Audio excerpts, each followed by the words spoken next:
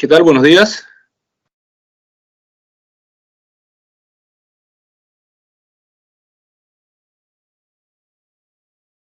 Buenos días, buenos días.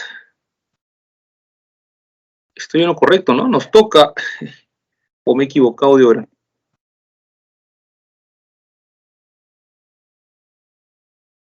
No, sí, está bien, nos toca.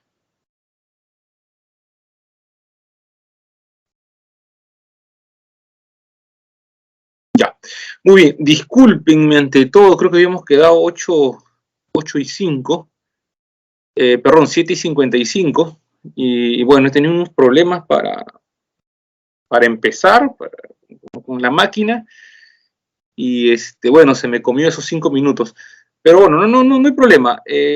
Dada la estructura de la separata, vamos a retomar esta parte de la división de la economía y,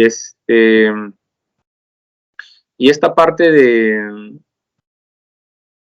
las doctrinas económicas, ¿ya? Y luego continuamos con la separata, que es la continuación. O sea, a medida que voy explicando, también estoy explicando cosas de la separata, ¿ya? Así que no estamos evadiendo cosas, pero creo que es importante entender las doctrinas económicas y la división de la economía. Hay puntos importantes.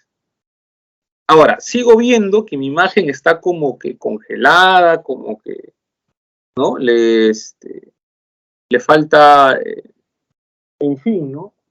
Hay como retardo, así que me avisan, por favor, si no se escucha bien, ¿ya? Bueno, la voz parece que sí, pero bueno, la imagen sí está mal, ya. Muy bien.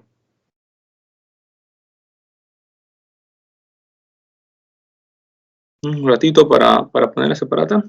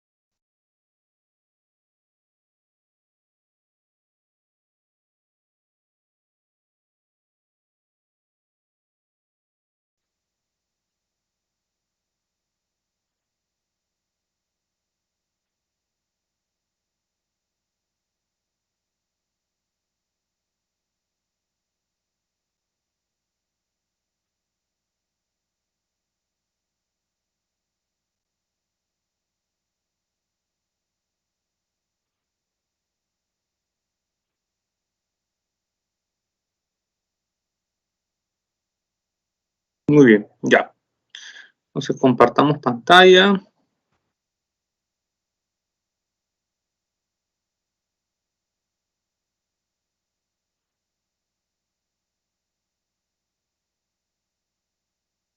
Qué lento, no sé qué pasa, no sé.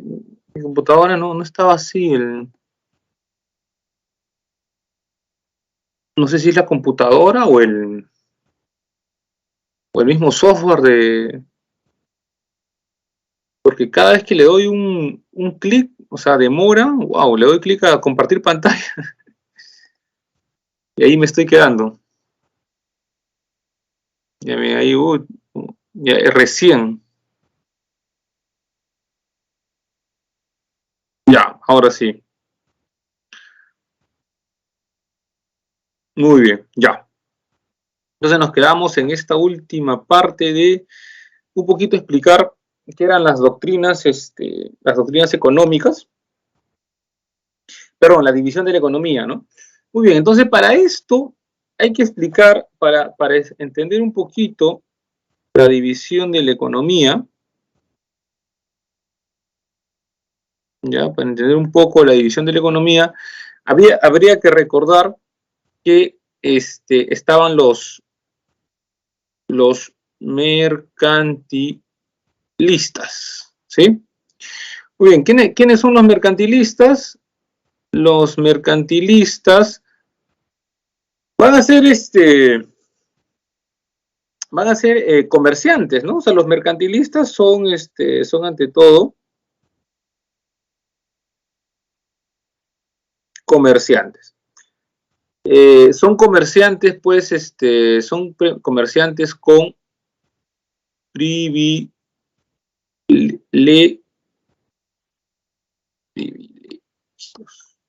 ¿no?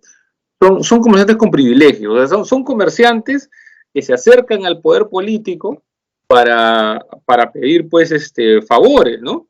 O sea, más o menos en el contexto histórico en que esto surge, estamos como es acá, ¿no? Siglo XV, siglo XVIII, o sea, estamos en este periodo de las monarquías absolutas, ¿no? O sea, el feudalismo decae y los reyes buscan recuperar el poder político, ¿no? Y concentrar, pues, las decisiones de gobierno, ¿no? Entonces, y esta política absolutista necesita, pues, dinero, ¿no? O sea, si quieres tener el poder político, necesitas tener un ejército, necesitas ser quien administre el país, necesitas realizar obras, ¿no? Construir, necesitas una administración centralizada. Entonces, el país tenía que cobrar impuestos, conseguir fuentes de riqueza, y ahí vienen los comerciantes, ¿no?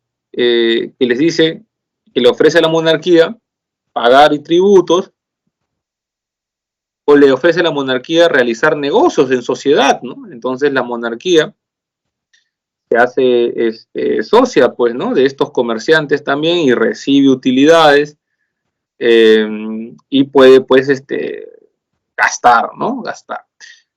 A cambio de estos privilegios, el rey, pues, otorga monopolios, otorga permisos, o brinda protección a los negocios, en el sentido que puede prohibir importaciones, puede promover la exportación. Entonces, se necesitaba dinero para pagar, ¿no? De ahí la idea de los neoclásicos, que la fuente de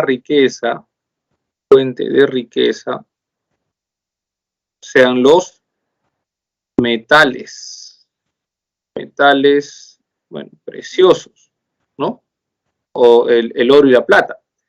Muy bien, entonces, su objetivo económico, un poquito cuando empiezan a preocuparse ya del Estado, ¿no? Finalmente es siempre lograr una balanza comercial favorable, ¿no? O sea, quiere decir que ingrese más metales, más oro y plata a la economía, ¿no? Recuerden, en ese tiempo, pues, las monedas están hechas de oro y de plata, ¿no? Y el intercambio también se realiza, pues, utilizando estos metales, ¿no? Ya sea en su forma de moneda o ya sea en otra forma. Entonces, básicamente es esto, ¿no? Una balanza comercial favorable quiere decir que tus exportaciones son mayores a tus importaciones. Esos son comerciantes con privilegios.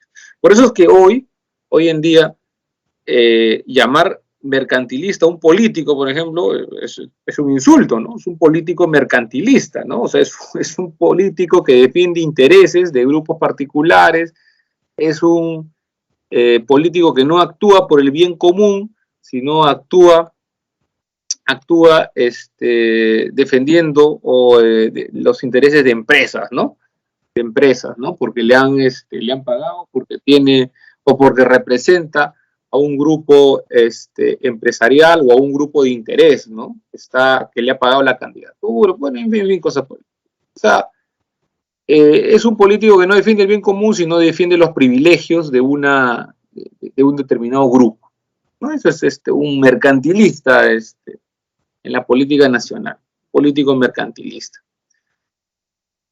Bueno, luego llegan los fisiócratas, y los fisiócratas van a decir que la riqueza, otra vez la fuente de la riqueza, está en el factor tierra, y específicamente, en realidad, está en la agricultura, ¿no? Está en la agricultura. Cuando habla de factor tierra, se está refiriendo básicamente a la agricultura. Entonces, los fisiócratas, pues, son una especie de club de amigos, ¿no? una especie de club de amigos, ¿no? La gente que se reúne a conversar, ¿no? Todos son aristócratas o todos son gente rica, son gente del gobierno, bueno, en fin, ¿no? Tienen tiempo para hablar de estas cosas. Entonces, sin embargo, esas prácticas pues no son cualquiera, ¿no? Porque estamos hablando de personas muy educadas, muy leídas. Entonces, algo sí tenían que decirte. Una de ellas es que hablan del excedente económico, ¿no? Son los primeros en preguntarse por la riqueza propiamente, ¿no? En plantearse esa pregunta. Oye, ¿de qué depende la riqueza de un país? Ese es el medio de su discusión, ¿no? Entonces, ellos ya veían que la riqueza generada por la producción, ¿no? Y la producción significa generar un excedente económico, o sea, inviertes una cantidad de dinero y una cantidad de factores, de recursos, y produces una cantidad mayor que esos factores, ¿no? O produces un valor. Esa producción finalmente será vendida en el mercado y ese valor obtenido es mayor que el valor de los factores que han sido gastados, que han sido utilizados, ¿no?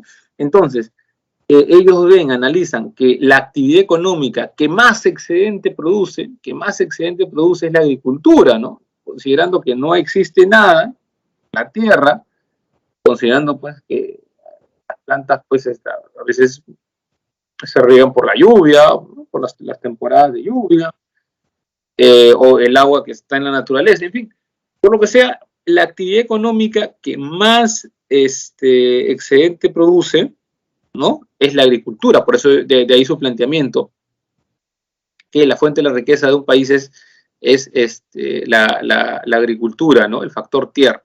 Y obviamente los fisiócratas están en Francia, ¿no? Entonces eso también les da un par. Francia es una potencia terrestre, ¿no? Es una potencia terrestre versus pues Inglaterra, que es una potencia marítima, ¿no? Lo que no tiene extensas tierras. Muy bien, entonces, bueno, dentro de estas discusiones, los fisiócratas van a aportar una cosa bien interesante que es la libertad económica, ¿no?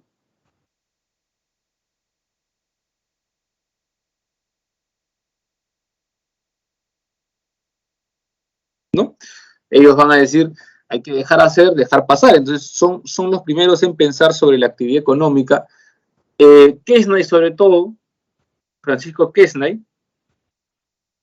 Quesnay, fue primer ministro, creo que de Luis XIV, Luis XV, creo, ¿no? Entonces es una persona muy ligada no solamente al mundo intelectual, sino también al mundo político, ¿no? Entonces, en ese mandato que tenía de administrar o velar por la riqueza del país, en este caso de Francia, va a publicar lo que se llama la tabla económica, ¿no? La tabla económica simplemente es pues un documento contable. Es un documento contable, ¿no? Entonces es un documento donde pues están expresadas digamos, son explícitas los sectores económicos, ¿no? Las actividades económicas y lo que produce cada sector económico y relacionado. Entonces, esa es la tabla económica. Es una especie de contabilidad del reino, ¿no? La primera vez que se trata de medir la actividad económica de un país. Muy bien, entonces los idiotas duran, como ven acá, muy poquito, pero ya fíjense el momento en el que están a finales del siglo XVIII, ¿no? Entonces es propio de esta evolución también de la economía, es propio de esta evolución de los países también y del crecimiento económico que se va a vivir, ¿no? Producto de la revolución industrial. Muy bien, entonces llegamos a los clásicos. Entonces los clásicos ya están en finales del siglo XVIII, principios del XIX, y bueno, su desarrollo se da en el contexto de la revolución industrial, ¿no? Su desarrollo se da en el contexto de la revolución industrial y el surgimiento del capitalismo. ¿no? Podemos dedicar un video, una clase completa a hablar del surgimiento, entonces, del capitalismo, ¿no? Muy bien. Otra vez, economía de libre comercio sin intervención de la economía. Esto, como dije anteriormente, se lo deben a los fisiócratas, ¿no? Los fisiócratas son los primeros en hablar de la libertad económica, ¿no? Dejar hacer, eso decía, ¿no? Dejar hacer, dejar pasar. O simplemente, oye, deja que la gente haga, ¿no? Que haya libertad, ¿no? Y luego también, y aquí viene el aporte importante, cambia la fuente de la riqueza, ¿no? Entonces, ellos, los clásicos, van a cambiar la fuente de la riqueza en el trabajo, ¿no? O sea, la fuente de la riqueza es el trabajo. El trabajo crea valor, ¿no? Crea valor, el valor es algo, el valor significa que los bienes son algo valioso, o sea, los bienes son valorados, los bienes son utilizados, son útiles, y esa utilidad significa que las personas valoran esos bienes, ¿no? Por la utilidad, por las funciones que tiene, por la solución que les entrega esos bienes. Entonces, crea valor, ¿no? O puedo decirlo así, el valor de los bienes, también podríamos interpretarlo de esa manera, el valor de los bienes. Y en cuanto al valor de los bienes, se distingue dos tipos de valores: el valor de uso, que sería la utilidad,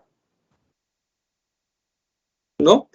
Y el valor de cambio, que es la cantidad de trabajo de un bien, ¿no? La cantidad de trabajo contenida en un bien.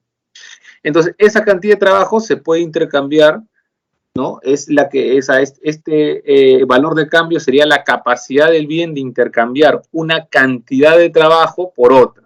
Cuando yo quiero intercambiar un bien, lo que tengo que fijarme es si estoy intercambiando cantidades de trabajo iguales, ¿no? Mí ya ponía su famoso ejemplo de un venado y un castor, ¿no? O sea, ¿por qué un venado en el mercado es lo mismo que dos castores? O se intercambian por dos castores. Porque cuesta el doble, pues, ¿no? Cazar un venado es el doble de trabajoso que cazar un castor. Por lo tanto, para que puedan ser intercambiados, tiene que ser a relación de 2 a 1, ¿no? 2 castores por un venado. Muy bien, entonces, volvamos volvamos aquí, y paso que explicamos esta lámina, y ya podemos pasar a otros. Muy bien, entonces, ya estaba en el siglo XVIII, surgimiento de la revolución, del capitalismo como tal, ¿correcto? También ese proceso, ese capitalismo surge, pues, o se acelera su surgimiento, su consolidación por la revolución industrial. Entonces ya para el siglo XIX, principios del XIX, todo ese siglo XIX, lo que va a aparecer ya es la consolidación del capitalismo, pero el capitalismo tiene problemas, contrae una serie de problemas, porque implica la llegada del capitalismo, la revolución industrial, son fenómenos que implican una transformación social, ¿no? Hay una sociedad que va a pasar a convertirse en una sociedad de clases, ¿no? Entonces surgen pues, clases sociales ya bien identificadas como la burguesía, como el proletariado, ¿no?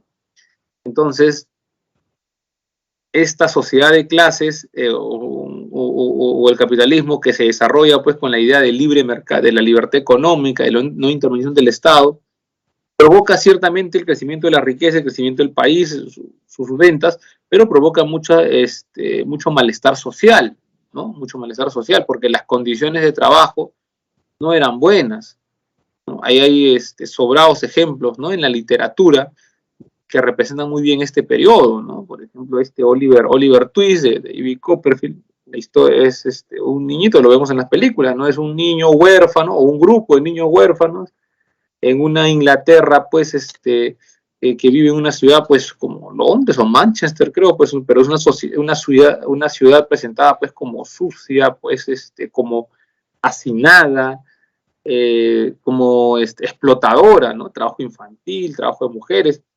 Entonces, realmente, pues, las condiciones de vida, pues, dejaban mucho que desear. Entonces, en ese sentido, los intelectuales también critican a la economía clásica, ¿no? Y aparece la escuela socialista, ¿no? En el siglo XIX aparece la escuela socialista, y lo que trata la escuela socialista es de normar la economía, ¿no? O sea, trata de proponer cambios de la economía, obtener leyes a favor de determinados sectores para cambiar la economía, ¿no? O sea, lo que trata es de transformar la realidad, ¿no? Entonces, esa es la escuela socialista. La escuela socialista, pues, consideraba que la economía debe ser normativa, ¿no? O sea, debe ser transformadora de la realidad. O sea, se estudia la economía para poder transformarla, para poder determinar qué leyes o qué normas son las que se necesita para mejorar la vida de los demás. Esa era su idea, ¿no? Los economistas clásicos, los socialistas siguen siendo economistas clásicos. O sea, los socialistas van a seguir hablando de valor de uso y valor de cambio, ¿ya? Por ahí los vas a encontrar, ambos utilizan eso. Solamente que los marxistas, los socialistas, refinan su análisis y van a tener una llamada teoría objetiva, así le van a llamar, teoría objetiva del valor, ¿no?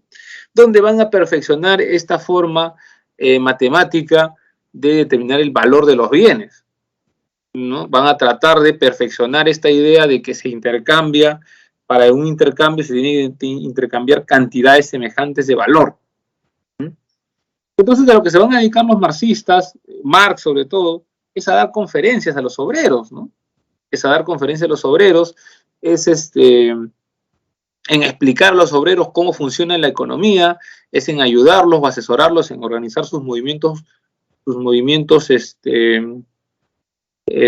sindicales, ¿no? Para reclamar mejores condiciones, ¿no? O sea, como le dije, una época de trabajo infantil, sin horarios laborales, sin condiciones de seguridad alguna. Si un obrero se accidentaba, ya quedaba en la pobreza, ¿no? O una familia quedaba en la pobreza porque quedaba huérfano en caso falleciera. Hay un documental bien bacán, extraordinario documental de, por ejemplo, de cómo es este proceso del capitalismo en el siglo XIX, pero en Estados Unidos, ¿no? Es un poco diferente, ¿no? Que se llama Gigantes de la Industria. Creo que está en YouTube, ahí lo pueden buscar. Gigantes de la Industria se llama el documental. Bueno, entonces en ese documental pues, se escena clara de cómo una huelga se soluciona pues a balazos, ¿no? Literal, el dueño de la fábrica pues, ya estaba harto de la huelga y contrata a un grupo de matones pues que vaya con rifles, con escopeta y libere la fábrica pues a escopetazos, ¿no? Literal, murieron, ¿no? Murieron gente, ¿no? Inclusive la misma jornada de las 8 horas se logra pues con una huelga gigantesca donde la represión, etcétera, termina con víctimas mortales, ¿no? Y esas personas hasta ahora son llamados los mártires de Chicago. Entonces, por eso es que mucha gente dice, pues en lugar de estar feliz, no, el día del trabajo, que es ese día que se logró la jornada de las 8 horas, no es para ponerse pues a celebrar, no es para conmemorar pues la lucha de los obreros.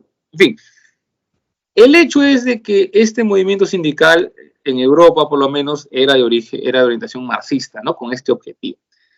Marx, por ejemplo, explica muy bien lo que es la plusvalía, ¿no? La plusvalía. La plusvalía, Marx lo explicaba así, ¿no? Le decía, oye, mira, ustedes tienen, el empresario tiene dinero. Digamos que el empresario pone 80 soles, ¿sí? Entonces, con ese dinero, ya con esos 80 soles, ha pagado ya el salario del trabajador, ha comprado los insumos, ha alquilado las máquinas. Entonces, el trabajador, por ese salario, ha producido una mercancía, un bien. Esa mercancía se lleva al mercado y en el mercado se va a vender, ¿no? Entonces, ¿qué es lo que pasa cuando se vende en el mercado? Que no lo vende por 80 soles, pues lo vende por una cantidad mayor. Entonces, Marx dice, oye, un ratito, me estás diciendo a quién le pertenece esta diferencia, ¿no? Yo tengo aquí 80 y acá tengo 180. Entonces, esta diferencia es la llamada plusvalía, ¿no? Esa es la plusvalía. Y la cuestión es, ¿quién ha creado esa plusvalía? Y la respuesta de Marx es que esa plusvalía lo ha creado el trabajador. Entonces, ese valor adicional creado porque el consumidor valora la mercancía y está dispuesto a pagar más, le pertenece al trabajo del proletariado, ¿no? Del trabajador. Pero como hay propiedad privada y ya la propiedad privada y los bienes le pertenecen al empresario por propiedad privada, simplemente porque es el que tiene los medios de producción, entonces esa plusvalía se lo queda el capitalista y el capitalista puede acumular más y hacerse más rico y hacerse más fábricas, ¿no? Y aumentar su riqueza. Bueno, ¿qué logró todo eso? Logró lo que hoy conocemos como, ¿no? Hoy podemos decir que esto se llama reparto de utilidades, ¿no? ¿Alguien sabe qué es el reparto de utilidades? A ver, no sé si lo podría escribir en el chat.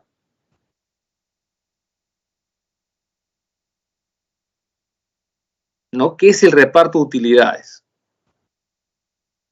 Es moderno, o sea, si tú eres un empleado formal ahora, entonces lo que va a pasar es de que vas a recibir las utilidades de la empresa, ¿no? Muy bien, entonces los trabajadores se esfuerzan, ¿no? Quieren conservar un trabajo formal en una empresa grande, porque saben que al final de año la empresa va a tener que compartir sus utilidades. Y ese reclamo, eso está basado en ese fundamento, ¿no? De que la riqueza de la empresa, ¿no? La empresa ha crecido, ha vendido por el trabajo, ¿no? Por el aporte, por el valor creado por sus trabajadores. Entonces los trabajadores tienen derecho a participar de esa riqueza, ¿no? Entonces, por ejemplo, si estás en una empresa minera, ¿no? Que los ingenieros a veces aumentan mucho, mejoran mucho su situación económica, ¿no? Fuera de su sueldo, cuando viene el reparto de utilidades de una empresa minera, pues con un precio mineral es alto, tu reparto de utilidades son, pues, o para pagar las cuotas de tu casa, ¿no? O adelantar la cuota de la casa, o comprarte un carro, o invertir, porque no, son cantidades grandes, ¿no? Dependiendo de la riqueza. Ahora, empresas pequeñas también pueden repartir cantidades pequeñas, ¿no? Pero es eso, ¿no? Es esa lucha o esa... No. Muy bien. Entonces, los socialistas dicen que la economía debe ser normativa, pero ya a finales del 19, la burguesía también, que ya ha visto cómo ha ocurrido en ese ciclo la revolución de 1800, la revolución de 1830, la revolución de 1848, entonces lo que va a decir es, oye, ¿sabes qué? Bueno, esto va a terminar mal, ¿no? Se va a cumplir lo que dice Marx, ¿no? Finalmente el proletariado se va a levantar, va a hacer una revolución, y ya sabemos lo que ocurrió en otras revoluciones, ¿no? Así que mejor hay que darles, pues, los derechos que piden, ¿no? Entonces se crea ya a finales del siglo XIX, se crea lo que en Europa es famoso como el estado del bienestar, ¿no? Se crea el estado del bienestar. Entonces, se reconocen, se mejoran pues, la seguridad social, la sanidad pública, la educación, la vida del obrero mejora. Entonces no ocurre ya lo que Marx mencionaba de que esto iba a terminar la revolución. La revolución ya no ocurre en un país industrializado como Alemania, sino ocurre en un país más rural como Rusia, ¿no? Pero bueno, y esa es otra historia. Entonces ya a finales del 19, principios del 20, aparece pues ya finales del 19, principios del 20,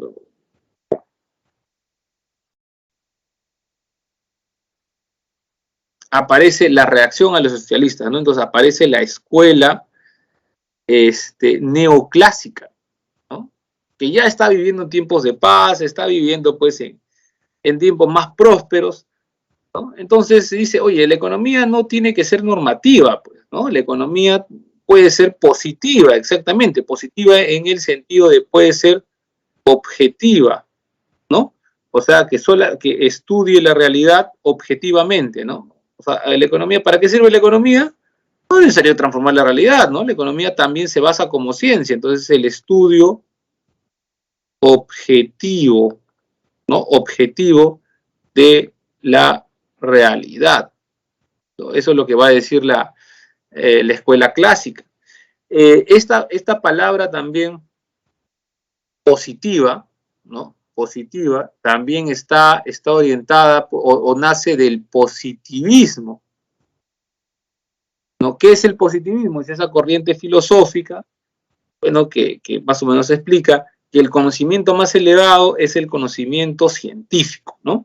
Entonces el positivismo va a utilizarse para justificar, ¿no? Inclusive lo que ya se vivía en el siglo XIX, que era el imperialismo europeo, ¿correcto? Para el siglo XIX, los grandes, las potencias industriales europeas se habían lanzado a colonizar el mundo, ¿no? No había Naciones Unidas, no había nadie ni el derecho internacional, ni nada por el estilo, ¿no? El mundo puede ser un lugar donde más fuerte ahí ponía sus barcos, competía con otra, ¿no? Y se repartían naciones y territorios, ¿no?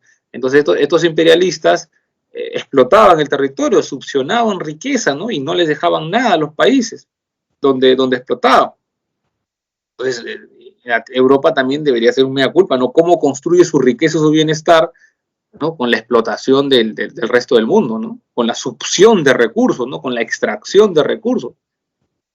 Entonces el positivismo les daba esa justificación, ¿no? Porque según el positivismo, el primer tipo de conocimiento, pues el conocimiento pues religioso, ¿no? La primera forma en que explicas el mundo, explicas la cosa es con la religión, primitivo.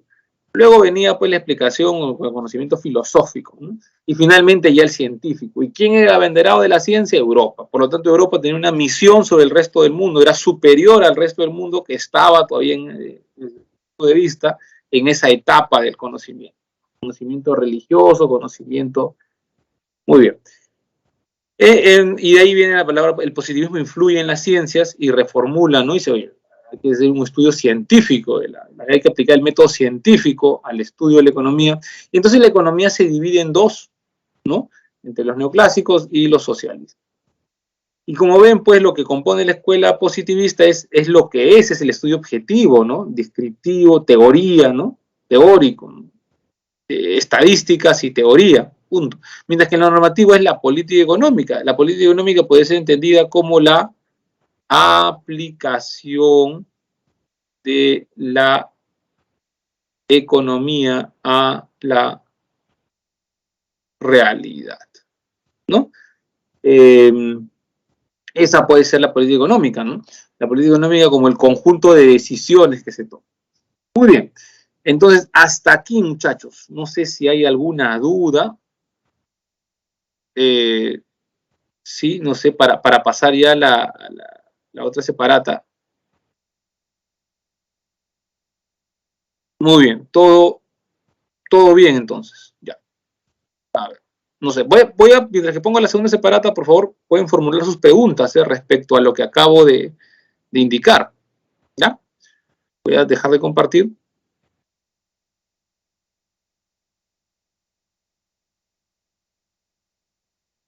Ay, no, insisto, algo es, no sé si es el aplicativo o mi computadora.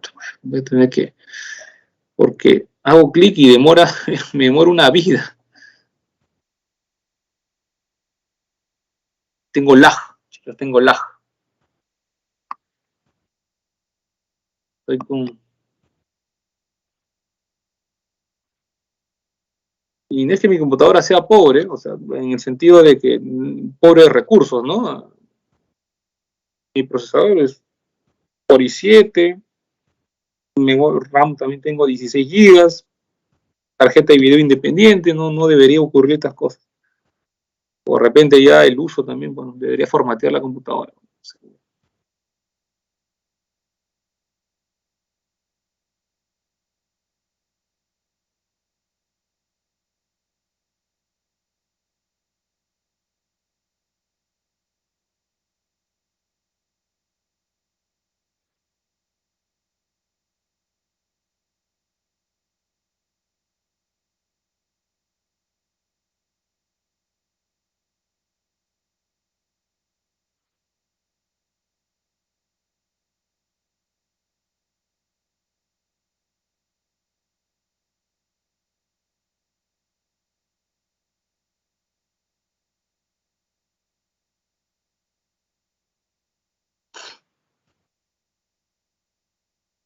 Muy bien. A ver, pregunta, dice. Profesor, disculpe, ¿podría repetir el concepto de reparto de utilidades? Reparto de utilidades es una práctica actual, de las empresas, la ley lo obliga, donde las empresas tienen que hacer el arqueo, hacer la contabilidad de la empresa, ingresos de la empresa, costos de producción, y lo que le queda ahí es la utilidad bruta, ¿no? Entonces, después de calcular la utilidad bruta, por ley, lo que toca es, en proporción al sueldo del obrero, de los trabajadores, en proporción al sueldo de los obreros, los trabajadores, repartir esa utilidad, ¿no? Y ahí hay la misma ley, pues, te indica, ¿no? La fórmula para repartir la utilidad. Entonces, en proporción a tus ingresos, recibes una parte de esas utilidades. Entonces, a la utilidad bruta le restas el reparto de utilidades y le restas los impuestos, y luego queda finalmente la llamada utilidad neta, ¿no? Después de repartido intereses y impuestos, ¿no? Después de repartir utilidades y pagados los impuestos y pagados los intereses de la empresa, después de todo eso, lo que le queda es la utilidad neta, y esa utilidad neta recién es lo que se queda el dueño de la empresa, ¿no? O los socios, ¿no? Entonces, ese es el reparto de utilidades, y eso lo tienen las empresas formales. Entonces, un trabajador formal recibe, pues, sus 12 sueldos al año, recibe luego una gratificación en julio, una gratificación que es un sueldo completo en julio y en diciembre, y adicional de eso, en marzo, le tocaría el reparto de utilidades, ¿no? Muy bien. Esos son los llamados beneficios laborales. Entonces, la precarización de la informalidad, la precarización del empleo, que luego conversaremos ya en otras separatas, justamente privan a muchos de estos beneficios, ¿no? Que son finalmente lo que te permiten generar a veces ahorro y mejorar realmente la vida, ¿no? Porque a veces con el sueldo tienes que pagar todo, ¿no? Tus gastos, tus deudas, ¿no? Entonces, con el reparto de utilidades, es un dinero que te viene bien, y eso está en función del tamaño de la empresa y digamos, la economía, ¿no? Lo bien que le haya ido a la empresa. Es una minera, wow, pues tus utilidades son, pues, tus $10,000, ¿no? 5,000, ¿no? O sea, cantidades importantes, ¿no? Y si más vendió la empresa o más alto estuvo el precio, imagínate, ¿no? Es una empresa industrial, ¿no? Será menor, ¿no? Pero igual, ¿no? Es una plata que llega junta y que ayuda mucho a los trabajadores. Muy bien, entonces vamos a repartir. Ay, ya, muy bien. Vamos a comenzar esta semana. Ya, no nos preocupemos si vamos a ir con este retraso, porque de todas maneras la separata, la que viene, creo hay una que es bien cortita, así que vamos a poder nivelarlo, ¿no? No hay problema en ese sentido. Ya. ¿Qué pasó? Cambia. Ya, esto no cambia. Ya, muy bien. Entonces, bueno, estamos hablando de los factores productivos. ¿Qué son los factores productivos? Los factores productivos son, pues, los elementos,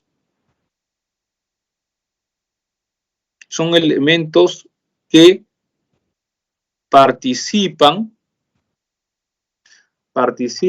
en la producción. O sea, son todos aquellos elementos, factores, objetos, ¿no? Personas, etcétera, que son los que participan en la producción y realizan actividades y hacen posible que existan los bienes, ¿no? Entonces, todo aquello que participa o permita que se produzca un bien es considerado un factor productivo. Entonces, ¿cuáles son los factores productivos? Bueno, tenemos en primer lugar el trabajo, es un elemento de la producción. Sin el trabajo no se puede producir. Tenemos el factor tierra, o como está aquí, pues, ¿no? Este es el factor tierra, los recursos naturales, ¿sí?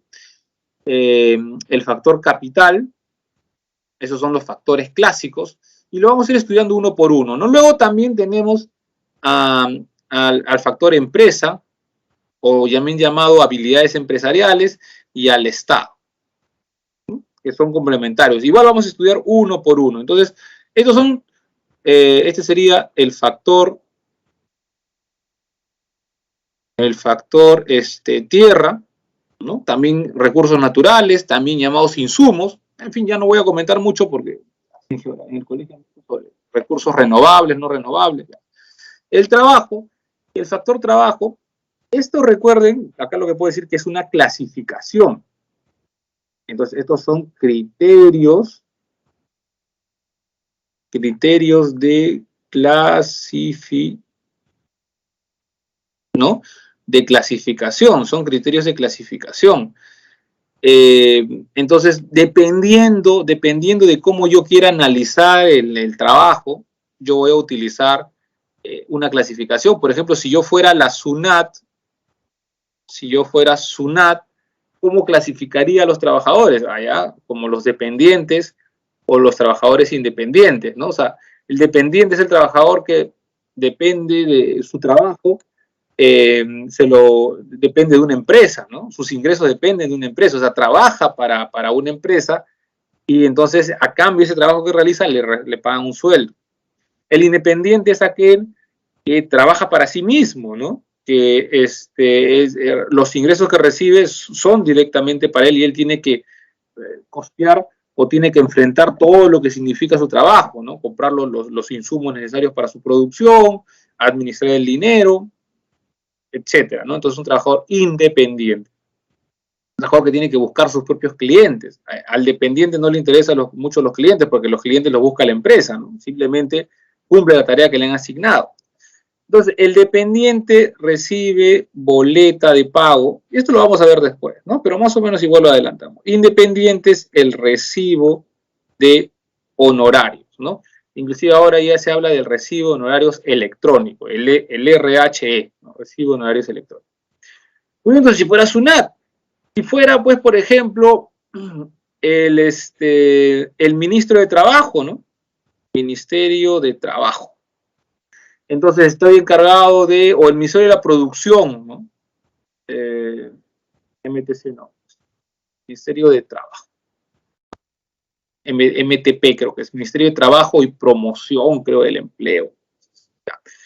Bueno, entonces tal vez me preocupe por el trabajo calificado, ¿no? Por ejemplo, porque haya un trabajo, porque el país cuente con trabajo calificado para poder tener empresas más modernas, ¿no? Que utilicen maquinaria más moderna y más sofisticada. Conforme mejora también la tecnología, se hace necesario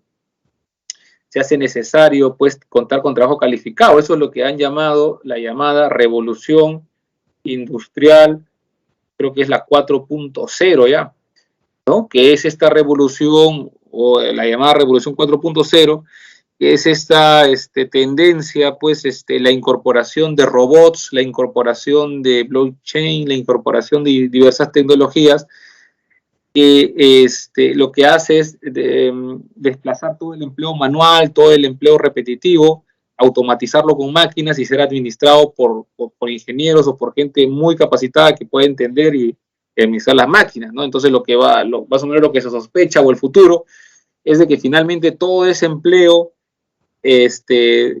para el cual se necesita poca educación, si se necesita entrenamiento manual, va a desaparecer, ¿no? Entonces los salarios van a crecer, pero van a crecer para las personas más educadas. O sea, vas a tener un mundo donde necesitas más educación para poder ganar más, ¿no? Y el empleo o las personas menos favorecidas, menos privilegiadas y que no han podido educarse, entonces van a ver cómo se enfrentan al desempleo, ¿no? Porque las máquinas van a ser más productivas. Bueno, hay un tema de discusión social, ¿no? ¿Cómo organizamos un país así? En fin, ¿no? Eso es algo que veremos en los próximos años. Entonces ahí hay soluciones que se plantean como la renta universal, ¿no? Ya, vas a tu casa y te pagamos para que estés en tu casa y dejamos que el robot trabaje, ¿no? Dejamos que el robot trabaje. Bueno, vamos a ver cómo los estados enfrentan estas tendencias, ¿no? Entonces, el empleo calificado es ese, no es el empleo que necesita más educado, que necesita más capacitaciones, no necesariamente universitaria. Cuando hablamos de empleo calificado, no necesariamente estamos hablando de empleo calificado. perdón, de empleo universitario, ¿no? También puede ser técnico, pero con las adecuadas calificaciones, con las, adecuadamente, pues, entrenado para el uso tal vez de herramientas sofisticadas, ¿no? Y el empleo simple, bueno, es las tareas más básicas que no necesitan mucha educación, mucho entrenamiento para utilizarlo, ¿no? Muy bien, entonces así, ¿no? Si yo soy la empresa, si yo soy el empresario, ¿no? Soy la zona, pues, soy la empresa, estoy en la, probablemente yo esté un problema, me interesa saber cuántas personas o cuántos puestos son directivos y cuántos puestos son ejecutivos, ¿no? Son los que ordenan y son los que obedecen, ¿no? Bueno, en realidad estoy simplificando mucho, ¿no? Obedecen, o sea, en el sentido de que son los que ejecutan. O sea, tú puedes planificar mucho, pero necesitas de personas que ejecuten. Y bueno, y no necesito mucha explicación, el trabajo manual y el trabajo intelectual, ¿no? Son las aptitudes del empleo. Entonces, tal vez, pues, si yo soy el psicólogo de la empresa, ¿no? Psicólogo de la empresa. Me interesa clasificar ahí, ¿no? ¿Quiénes son los que realizan trabajo manual, trabajo intelectual? Trabajo manual se refiere a aquellos que siguen un procedimiento, ¿no? Hay un manual, tú simplemente tienes que seguir el proceso, y es un trabajo repetitivo y que sigue ese proceso para poder lograr. Y el intelectual es aquel que aparecen problemas que no están en los manuales y que tiene que razonar, tiene que utilizar conocimiento para resolver ese problema. Esos son los trabajos intelectuales. No necesariamente aquel que esté sentado, ¿no? Simplemente. También todo aquel que tiene que planificar, ¿no? Un ingeniero hace un trabajo intelectual en el sentido de que, oye, bueno, acá no hay nada y en un terreno yo tengo que resolver los problemas que hay sobre el suelo, sobre la posición, las dificultades de construir, etc. Bueno, no voy a hablar mucho del sistema de trabajo porque esto es historia. Si se dan cuenta, esclavitud sería la edad antigua, ¿no? Y esto viene en la cronología europea, ¿no? Esta sería Edad Media, ¿no? La servidumbre, feudalismo. Ambos, esclavitud y servidumbre, son empleos o formas de trabajo gratuitas. ¿Ya? Esa es la característica semejante. La diferencia está en que el siervo no es un esclavo, ¿no? Pero bueno, eso lo hemos estudiado más en historia. Y luego ya viene Revolución Industrial o finales del siglo XVIII, donde aparecen gremios. Los gremios son agrupaciones de trabajadores. Ajá. Luego ya aparece el siglo XIX, libre contratación. Esto sería el periodo del capitalismo inicial. Y luego ya, esto también sería el siglo XIX o principios del XX, donde no voy a decir que es socialismo, porque en los países capitalistas también aparece esta forma, pero es la evolución, ¿no? O sea, ya, digamos, hay libre contratación, justamente lo que mencionábamos de la escuela socialista, el marxismo, promueve, pues, de que los trabajadores se agrupen y negocien sus contratos colectivamente, ¿no? Colectivamente, y empiezan a reclamar, se forman los sindicatos, y eso aparece en el siglo XIX, ¿no? Aparecen los sindicatos, el movimiento obrero. Ajá. Muy bien, esto de acá nos pasamos y explicamos esto que es lo más interesante. Wow, y nos queda poco tiempo. Ya. ¿Qué pasa? ¿Hay preguntas? Profe, ¿también podría ser calificado alguien con muchos años de experiencia o alguien con educación superior? Claro, bueno, calificado es que sea un empleo complejo, ya por eso dije, no es necesario que aquí tenga educación superior, no se refiere a eso, ¿no? Se refiere a que tenga tenga el conocimiento suficiente. Ese conocimiento puede ser por entrenamiento, puede ser superior. Pero bueno, no me quiero detener mucho en este tema, después vamos a volver, tal vez voy a dejar la pregunta. Dicen que yo el sindicato. Esa pregunta lo respondemos, por favor, después, para ver este tema que es súper importante en estos últimos 5 minutitos que nos queda. La PEA, ¿no? El trabajo, ¿cómo se clasifica? La población en edad de trabajar es la población que es mayor a 14 años. Ya, en la separata es cierto que dice menor de 65 años.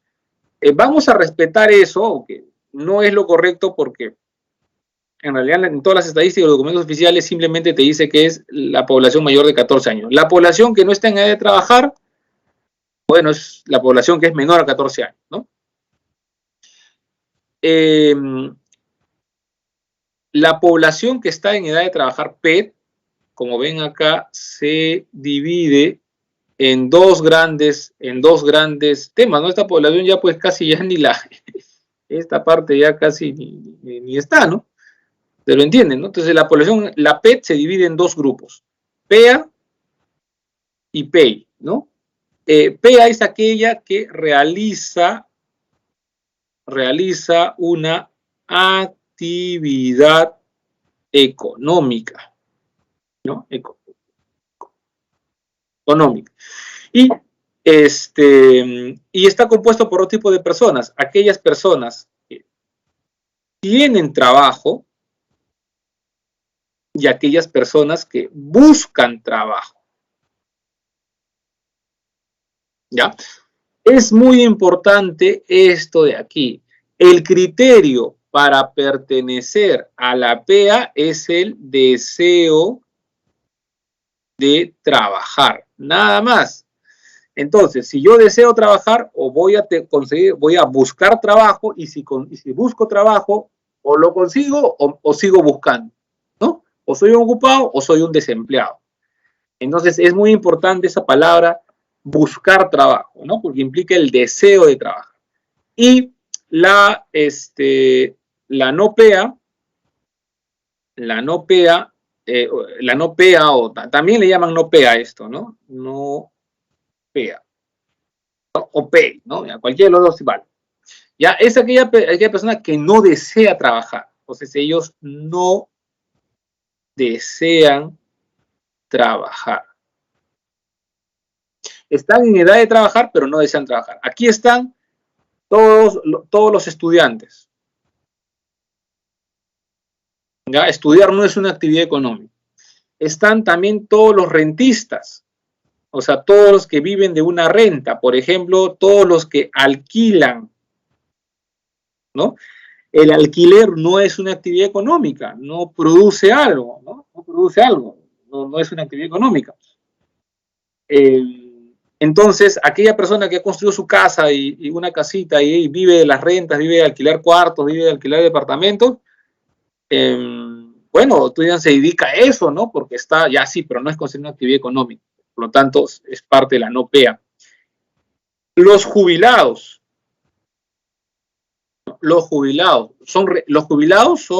son rentistas, viven de una renta, ¿no? O sea, se les paga una cantidad de dinero. Claro, ustedes dirán por su trabajo, sí, correcto, pero es una renta, en fin y al cabo. El jubilado que ya dejó de trabajar, llegó a su edad, lo jubilaron y está en su casa sin realizar actividad económica, es no PEA, ¿no? Normalmente, y para evitar eso, siempre el jubilado, si te dice que recibe, le adelantaron el pago, etcétera, es no PEA, eso nunca va a cambiar, ¿ya? A menos que te digan, pero no va a venir ese tipo de preguntas por este conflicto que hay en la definición, que debieron haberlo quitado, pero bueno, continúa ahí, en el sentido de que el jubilado que regresa a la actividad económica, o sea, que busca trabajo, puede hacerlo, recibe su plata, pero además tiene un trabajo, ¿no? Y recibe más dinero, porque todavía está en 65 años, ¿no? En pleno uso de sus capacidades mentales y físicas, formaría parte de la PEA, volvería a ser parte de la PEA, ¿no? Pero como tenemos este problema con la clasificación de menores de 65, entonces ya, siempre se le va a considerar como parte de la no PEA, ¿ya? De la no PEA. Muy bien. Entonces, básicamente es eso. Ya quería dejar en claro ese concepto. Lo demás se puede leer, ya lo que nos queda ya es corto, así que no es el mercado, así que eso va a ser ni 10 minutos, así que por favor, la próxima clase sí a ver, voy a tomar un poquito la captura de pantalla nomás. 5 minutos, la próxima sí comenzamos, chicos. Ahora se me complicó mucho con el ingreso por este tema del lag que se demoraba en abrir y no pude ingresar. Voy a intentar desde más temprano. Ahí me votaron, ya. Ay, ay. La que no me voten.